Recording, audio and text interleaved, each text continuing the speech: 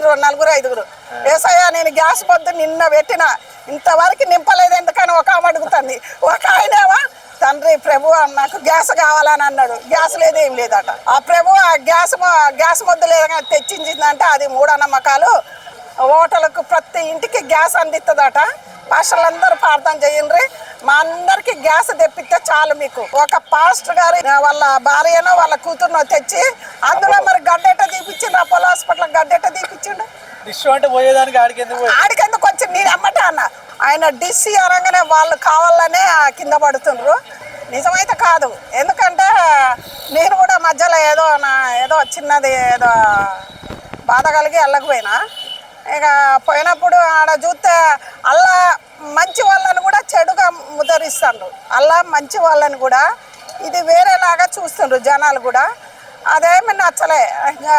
నా దేవుడు నాకే గొప్ప అనుకొని వచ్చేసినాము.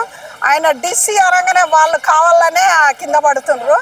ఇప్పుడు వాళ్ళందరూ కింద పడుతున్నారు అంటే ఏంటి, నీళ్ళు అవి ఉంటాయి కదా, ఆ నీళ్ళు తడంగానే కింద పట్టుకొని డగడగడ కొట్టుకుంటారు. దెయ్యాలంటే ఇప్పుడు ఆంజనేయుడు ఉన్నానుకో, దెయ్యాన్ని రానియడు. మరి ఆయన కట్టనే ఆంజనేయుడు కట్ట భక్తుడు డిసి మా ఆంజనేయుడు అని చెప్తాడా? ఎవరు చెప్పరు కదా. ఈ జనాలు పిచ్చి జనాలు. ఏదే సరే మీ దేవుడు మీకు, హిందూ దేవుడు హిందూకే కానీ డిసి అనగానే పోయి కింద పడతాడు. కడుపులో ఉన్న గడ్డ ఒక పాస్టర్ గారి వాళ్ళ భార్యనో వాళ్ళ కూతురునో తెచ్చి ఇదే హాస్పిటల్ ఈ చిరంజీవి వాళ్ళది కోడలు అందులో మరి గడ్డెట్ట తీపిచ్చిండు. Apollo hospital గడ్డెట్ట తీపిచ్చిండు. ఆడికెందుకు వచ్చి నేను అమ్మటే అన్న. ఓయ్ ఈయన పాస్టర్ గారి భార్యని ఆపరేషన్ ఎట్టా చేయించిండ్రు. ఇప్పుడు గుండె ఆపరేషన్లో అది ప్రతిది ఉన్నది అనుకో, మరి అందరూ మతంలో దిగిన వాళ్ళు హాస్పిటల్ లేరా? వాళ్ళు లేరా? మరి వాళ్ళు వచ్చి ఎందుకు ఆపరేషన్ చేసుకుంటారు? వాళ్ళ కుటుంబాలని వాళ్ళనే ప్రార్థన చేసుకొని, దేవుడు గొప్ప దేవుడు, నేను అది కాదనను, గొప్ప దేవుడు ఆయనను కాదనను. మీరు దేవుడి పేరు పెట్టి తప్పులు చేసుకుంటా సంపాదించుకోవటం అది కరెక్ట్ కాదు. నీతితో బతకండి, మీ ఎక్కడికి పోదు. ఏదో కడుపుల గడ్డలు తీస్తానంటే ఈ పిచ్చి జనాలందరూ వచ్చి చేరే. ఒక ఆమంటుంది అవును మా ఆయనకు తగ్గింది అని అన్నారు. అవును మా ఆయనకు తగ్గిందంటే మరి ఇన్ని హాస్పిటల్ ఎందుకు ఇక్కడ?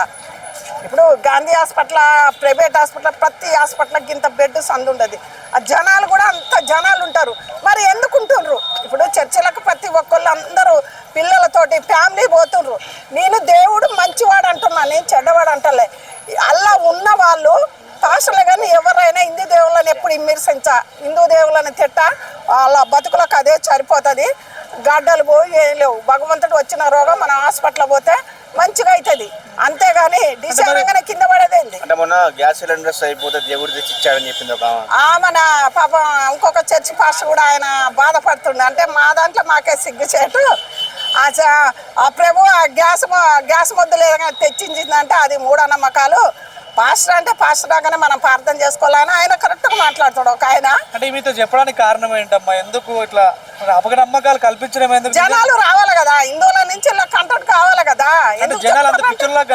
మరి పిచ్చోళ్ళు కదా, పోయిన వాళ్ళందరూ పిచ్చోళ్ళు కదా. ఇప్పుడు అప్పుడు హిందువులు ఎంతమంది ఉండరు, ఇప్పుడు ఎంతమంది ఉండరు లెక్కలయ్యి. అందుకే ప్రభుత్వం ఉంటా ఇది చర్చి దేశం అవుతుందేమని ఇలా ఇప్పుడు చర్చి పాస్టర్ ముఖ్యమంత్రిగా ఎంపీగా చేద్దామని ఒక ఆయన బయలుదేరిండు. ఇవాళ నిజంగా గ్యాస్ లేకుండా మన ఉద్యమంలో కానీ ఏది కానీ ఇవాళ అక్కడ ఆయన లేకుంటే వీళ్ళందరూ ఇంత ప్రశాంతంగా నిద్రపోతారా?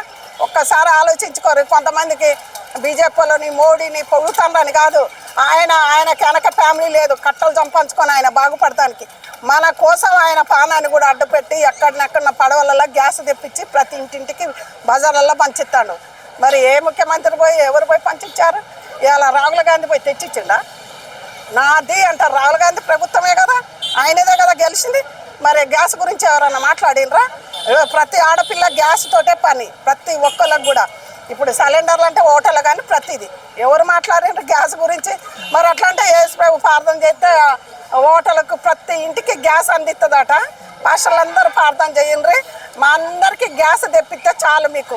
అలా చాలా మంది పెట్టిండ్రు 4-5. ఏసయ్యా నేను గ్యాస్ పొద్దు నిన్న పెట్టిన ఇంతవరకు నింపలేదు ఎందుకని ఒక ఆమె అడుగుతుంది. ఒక ఆయనేవా తండ్రి ప్రభు నాకు గ్యాస్ కావాలని అన్నాడు. గ్యాస్ లేదు ఏం లేదట. మరి ఆమె పెట్టుడు అట్లా మాట్లాడు యువతల ఆడోళ్ళకు కూడా అది గలీదుగా ఉంటుంది.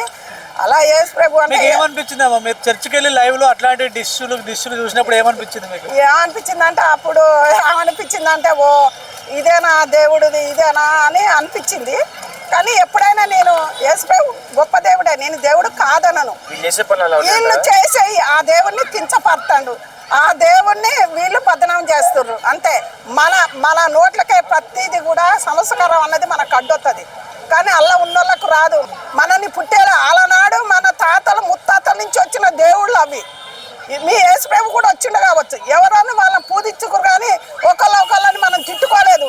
ఇప్పటి వాళ్ళు ఎందుకు అట్లా తయారవుతారు? మరి చర్చి వాళ్ళు ముఖ్యమంత్రి అవుతాడని పోయిండు, అయితే మంచిదే కదా, అయితే మంచిదే కదా. మన వాళ్ళకి మనకుండ్రు, వాళ్ళది వాళ్ళకున్నది, ఎవరి సంస్కారం వాళ్ళదే. మన హిందూ దేవుళ్ళు అనొద్దు.